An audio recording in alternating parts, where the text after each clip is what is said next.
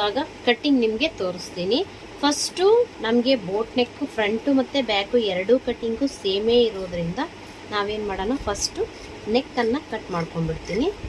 Neck cut ಮಾಡಿಕೊಂಡು next shoulder ಕೂಡ ನಾನು ಕಟ್ ಮಾಡ್ಕೊಳ್ತೀನಿ.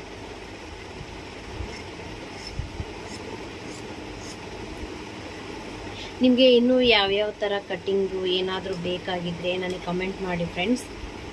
ನನಗೆ ಎಷ್ಟು ಸಾಧ್ಯನೋ ಅಷ್ಟು ನಾನು ನಿಮಗೆ ತಿಳಿಸೋಕ್ಕೆ ಪ್ರಯತ್ನ ಪಡ್ತೀನಿ. ಈಗ ನೋಡಿ, ಈ ಥರ ನಾನು ಬ್ಯಾಕ್ ನೆಕ್ ಶೇಪನ್ನು ಕಟ್ಟಿಂಗ್ ಮಾಡಿದೆ. ಓಕೆನಾ? ಇವಾಗ ನಾನು ನಿಮಗೆ ತೋರಿಸ್ತೀನಿ ಅದನ್ನು ಯಾವ ಥರ ಇರುತ್ತೆ ಅಂತ. ಇದು ಫ್ರಂಟ್ ನೆಕ್ಕು ಫ್ರೆಂಡ್ಸ್. ಇದು ನೋಡಿ, ಇದು ಫ್ರಂಟ್ ನೆಕ್.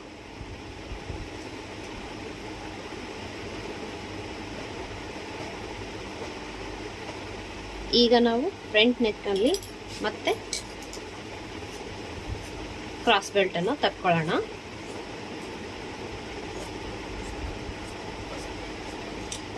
ನೆಕ್ಸ್ಟ್ ಇಲ್ಲಿ ನೋಡಿ, ಫ್ರಂಟ್ ಕಟ್ಟಿಂಗ್ ತಕ್ಕೊಂಡಿದ್ನಲ್ಲ ಶೇಪನ್ನು, ಅಂದರೆ ಫ್ರಂಟಿಂದಿದು.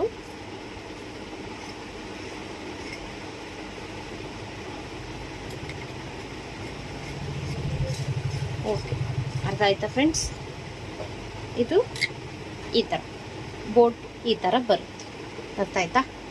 ನೆಕ್ಸ್ಟ್ ಈಗ ಬ್ಯಾಕ್, ಈಗ ಇಷ್ಟೇ ತೆಗ್ದಿದ್ದೀನಿ. ಅವ್ರಿಗೆ ಬೇಕಾಗಿರೋದು ಇಷ್ಟೇ, ಅಂದರೆ ಓಪನ್ ಇರಬಾರ್ದು ಅಂತ ಅವ್ರು ಹೇಳಿದ್ದು.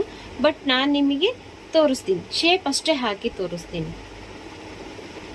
ಅಂದರೆ ಒಂದು ವೇಳೆ ನಾವು ಡ್ರಾಪ್ ಶೇಪ್ ಏನಾದರೂ ಬೇಕು ಅಂದರೆ ನಾವು ಇಲ್ಲಿಂದ ಆಲ್ರೆಡಿ 4 ತೊಗೊಂಡಿದ್ದೀವಿ. 4 ತೊಗೊಂಡಿದ್ವಿ, 4.5 ತೊಗೊಂಡಿದ್ದೀವಿ.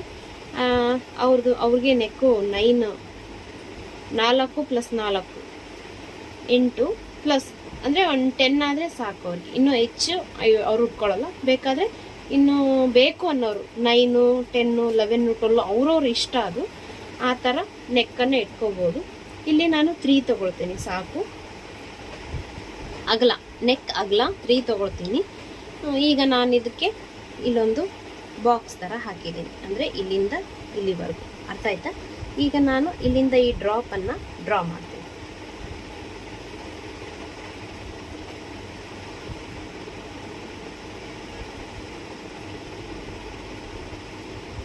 ಅರ್ಥ ಆಯ್ತಾ ಫ್ರೆಂಡ್ಸ್? ನೋಡಿ, ಈ ಥರ ಡ್ರಾಪ್.